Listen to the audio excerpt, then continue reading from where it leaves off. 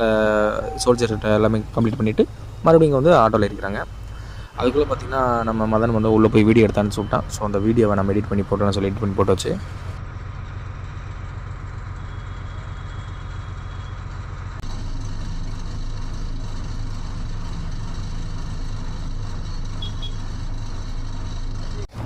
இதுதாங்க India gate, India to Bangladesh சென்டரில் இருக்கிற கேட்டு. நான் கூட அந்த ஃபேஸ்புக்கில் இதில் பார்த்த மாதிரி இந்தியா பாகிஸ்தான் கேட் மாதிரி பெரிய கேட்டாக வேறு லெவலாக இருக்குன்னு நினச்சா. நான் ரொம்பவே சிம்பிளாக தான் இருந்துச்சு. ஏன்னா போக்குவரத்து எப்பயும் போல் நடந்துகிட்டு இருக்கனால பெரிய பிரச்சனை இல்லை. இங்கெல்லாம் எந்த ப்ராப்ளம் வராதான், சண்டை அந்த மாதிரி எதுவுமே வராதான். எப்பயும் போல் நார்மலாக தான் ஓடிட்டுருக்கும். எல்லாமே சாஃப்டாக அவங்க வேணாம், நீட்டாக பழகினாங்க, நீட்டாக எடுத்தாங்க, எல்லாமே ஓகே தான். எனக்கு அது ஒன்று தான் புரியலை. கிட்டத்தட்ட நாங்கள் இன்றைக்கி தான் வந்திருக்கோம். இன்றைக்கி பார்த்திங்கன்னா எனக்கு தெரிஞ்ச ஒரு 100-150 வண்டி எல்லாமே வந்தால் 12 வீல் 14 வீல் லாரி. அதாவது ஒவ்வொரு வண்டிக்கும் குறையில்லாமல் 25 டன்னுலேருந்து 30 டன் வரைக்கும் இவ்வளோ பொருள் டெய்லியுமே போயிட்டுருக்கு. வெங்காயம், தக்காளி,